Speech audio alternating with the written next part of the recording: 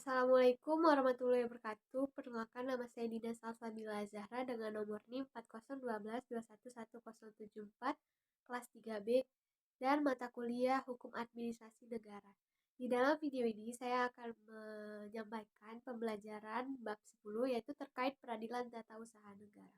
Yang pertama mengenai dasar-dasar peradilan tata usaha negara. Peradilan tata usaha negara atau Peratun ada di Indonesia karena Indonesia menganut konsep negara hukum barat yaitu Rekstad. Selain Peratun, ada 3 peradilan lain yang wajib ada di Indonesia sesuai dengan amanat Undang-Undang 1945 pasal 14, yaitu pertama adalah peradilan umum untuk kasus pidana dan perdata, kedua peradilan agama untuk kasus perkawinan dan lain-lain, dan peradilan militer untuk para militer, dan terakhir yaitu peradilan tata usaha negara. Peradilan tata usaha negara yaitu suatu badan sebagai tempat warga masyarakat mencari keadilan dan harapan dapat memperoleh keadilan itu. Sebab ada kalanya aparat pemerintah dalam penyelenggaraan pemerintah membuat keputusan yang dilampaui batas wewenangnya, atau ada kekeliruan dalam menerapkan peraturan hukumannya saat menyelesaikan suatu masalah tertentu yang konkret, sehingga akibatnya ada warga negara yang dirugikan oleh keputusan itu. Peradilan ini mempunyai wewenang yudikatif, yaitu mengusulkan sengketa yang timbul dalam bidang tata usaha negara antara orang atau badan hukum perdata dengan badan atau penjabat. Dasar hukum lahirnya Peratun adalah selain amanat Undang-Undang 1945 dan Undang-Undang Kekuasaan Kehakiman, ada juga undang-undang khusus dan peraturan-peraturan khusus tentang pelaksanaan Peratun, yaitu Undang-Undang Nomor 5 Tahun 1986 dan Undang-Undang Nomor 9 Tahun 2004, Undang-Undang Nomor 51 Tahun 2009 tentang perubahan atas Undang-Undang Nomor 5 Tahun 1986 tentang Peratun, PP Nomor 7 Tahun 1991 tentang penerapan Undang-Undang Nomor 5 Tahun 1986 dan LN 1991 Nomor 8 pada tanggal 14 Januari 1991, sehingga Petun dapat efektif PP Nomor 43 Tahun 1991 tentang ganti rugi dan tata cara pelaksanaannya pada peradilan tata usaha negara, SEMA Nomor 1 Tahun 1991 tentang petunjuk pelaksanaan ketentuan peralihan, Undang-Undang Nomor 5 Tahun 1986, SEMA Nomor 2 Tahun 1991 tentang petunjuk pelaksanaan beberapa ketentuan dalam Undang-Undang Nomor 5 Tahun 1986 tentang Petun, serta Juklak MA Nomor 051-TIN-3/1992, Juklak Mahkamah Agung Nomor 052-TD-TUN-3/1992 dan peraturan-peraturan pelaksana lainnya. Sengketa yang timbul akibat dikeluarkannya keputusan tata usaha negara atau TUN yang dapat diperkarakan apabila telah menimbulkan kerugian bagi orang atau badan hukum perdata. Dalam peradilan TUN juga mengenai keputusan TUN fiktif, yaitu menurut Undang-Undang Nomor 5 Tahun 1986 dapat dilihat pada pasal 3 ayat 1, 2, dan 3. Dalam pasal 3 ayat 1, tugas tersebut menentukan prinsip dasar, yaitu setiap badan atau penjabat TUN wajib melayani setiap permohonan warga masyarakat yang diterima apabila hal yang dimohonkan pada dia menurut peraturan dasarnya menjadi tugas kewajibannya. Kalau ia melalaikan kewajibannya itu, maka walaupun ia tidak berbuat apa-apa terhadap permohonan yang diterimanya, undang-undang menganggap telah membuat penolakan permohonan tersebut. Karakteristik dari peradilan tata usaha negara. Ada beberapa karakteristik dari peradilan tata usaha negara yang bisa dijadikan perbedaan dengan peradilan-peradilan yang ada di Indonesia lainnya. Di antaranya adalah pada berlakunya beberapa asas peradilan TUN, yaitu A. Asas praduga pragmati. Asas ini mengandung makna bahwa setiap tindakan penguasa selalu harus dianggap pragmatik. Sampai adanya pembatalan dengan asas ini, gugatan tidak menunda pelaksanaan Petun yang digugat. Pasal 67 ayat 11 Undang-Undang Nomor 5 Tahun 86. B. Asas pembuktian bebas, artinya hakim yang menetapkan beban pembuktian hal berbeda dengan ketentuan pasal 1865 BW atau pasal 107 Undang-Undang Nomor 5 Tahun 1986. C. Asas keaktifan hakim atau dominus litis.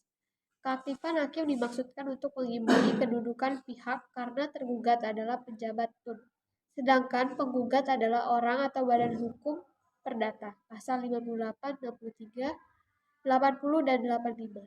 D. Asas keputusan pengadilan mempunyai kekuatan mengikat. Sengketa tun adalah sengketa hukum publik, dengan demikian putusan pengadilan tun berlaku bagi siapa saja, tidak saja bagi para pihak yang bersengketa dalam rangka ini. Ketentuan pasal 83 tentang intervensi bertentangan dengan asas RKUHP. C. Organisasi tun. Pasal 1 angka 4 Undang-Undang Nomor 5 Tahun 1986 merumuskan pengertian sengketa tun sebagai sengketa yang timbul dalam bidang tun antara orang atau badan hukum perdata dengan pejabat tun, baik di pusat maupun di daerah, sebagai akibat dikeluarkannya keputusan tun. Dengan demikian, ketun merupakan dasar berakhirnya sengketa tun. Pasal 1 angka 3 merumuskan ketun adalah suatu penetapan tertulis yang dikeluarkan oleh badan atau pejabat tun yang meliputi tindakan hukum tun yang berdasarkan peraturan perundang-undangan yang berlaku yang bersifat konkret, individual, dan final, yang menimbulkan akibat hukum bagi seseorang atau badan hukum perdata berdasarkan ketentuan pasal 8. Pengadilan tun terdiri atas pengadilan tun sebagai pengadilan tingkat 1 dan pengadilan tinggi tun sebagai peradilan tingkat 2. Struktur demikian mirip dengan struktur peradilan umum berdasarkan Undang-Undang Nomor 2 Tahun 1986.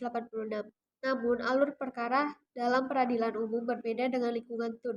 Perbedaan itu disebabkan karena dalam jalur peradilan tun terdapat saluran upaya administrasi. Petun dibentuk dengan Kepres, sedangkan PTTUN dibentuk dengan undang-undang. D. Upaya administrasi. Tidak semua ketun dapat langsung digugat melalui peradilan tun. Terhadap keputusan tun yang mengenai upaya administratif atau UP disyaratkan untuk menggunakan saluran-saluran peradilan tun. Lihat pasal 48 Undang-Undang Nomor 5 Tahun 86. Ada dua macam upaya administratif, yaitu banding administratif dan prosedur keberatan, yaitu dalam hal penyelesaiannya dilakukan oleh instansi yang sama, yaitu pejabat tun yang mengeluarkan ketun. Maka prosedur yang ditempuh disebut keberatan. Dalam hal penyelesaiannya dilakukan oleh instansi atau instansi lain, maka prosedur itu disebut banding administratif. Keberatan dapat diajukan langsung kepada atasan penggugat langsung, dan banding administratif diajukan kepada atasan dari atasan langsung penggugat. Kompetensi absolut peradilan tata usaha negara. Mengenai kompetensi peratun dikenal ada dua kompetensi, yaitu kompetensi absolut dan kompetensi relatif. Mengenai kompetensi absolut ada pada pasal 47 dan diperjelas pada pasal 1 angka 10 serta pasal 3. Sedangkan kompetensi relatif adalah menyangkut wilayah hukum terjadinya sengketa tun tersebut. Pasal 54. F. Tenggang waktu menggugat berdasarkan ketentuan pasal 55. Tenggang waktu mengajukan gugatan adalah A. Bagi yang dituju dengan sebuah ketun, pihak 2 90 hari sejak saat ketun itu diterima. B. Bagi pihak 3 yang berkepentingan 30 hari sejak saat ketun itu diumumkan. G. Hak gugat berdasarkan ketentuan pasal 53 ayat 1, yang dapat bertindak sebagai penggugat adalah orang atau badan hukum perdata yang kepentingannya dirugikan oleh suatu ketun. H. Petitum. Berdasarkan ketentuan pasal 53 ayat 1, petitum pokok adalah agar ketun tersebut dinyatakan tidak sah atau batal. Jadi, persoalan utama ialah pembatalan ketun. Sebagai petitum tambahan adalah ganti rugi dan rehabilitasi. Tuntutan ganti rugi dibatasi jumlahnya, yaitu berdasarkan PP nomor 43 tahun 1991. Ganti rugi berkisar antara Rp250.000 sampai dengan Rp50 juta. Rehabilitas hanya berlaku untuk sengketa kepegawaian, yaitu pemulihan hak sebagai pegawai negeri. Dalam hal rehabilitas tidak dapat dilakukan secara penuh. Pejabat yang harus melakukan rehabilitas dapat dibebani suatu kewajiban kompetensi sebesar antara Rp100.000 sampai dengan Rp2 juta. Yaitu alasan menggugat atau beroes progenden, yaitu berdasarkan ketentuan Pasal 53 Ayat 2, dasar pengujian oleh pengadilan terhadap keputusan tata usaha negara atau ketun yang digugat adalah A. Ketun yang digugat itu bertentangan dengan peraturan perundang-undangan yang berlaku. Penjelasan undang-undang ini mengetengahkan tiga hal dalam pengertian, yaitu bertentangan dengan peraturan perundang-undangan yang berlaku. B. Badan atau penjabat tun pada waktu mengeluarkan keputusan sebagaimana dimaksud dalam ayat 1 telah menggunakan wewenangnya atau tujuan lain dari maksud diberikan wewenang tersebut. C. Badan atau pejabat tun pada waktu mengeluarkan atau tidak mengeluarkan keputusan sebagaimana dimaksud dalam ayat 1 telah mempertimbangkan semua kepentingan yang tersangkut dengan keputusan itu seharusnya tidak sampai pada pengambilan atau tidak pengambilan keputusan tersebut. Sekian penjelasan dari saya, terima kasih.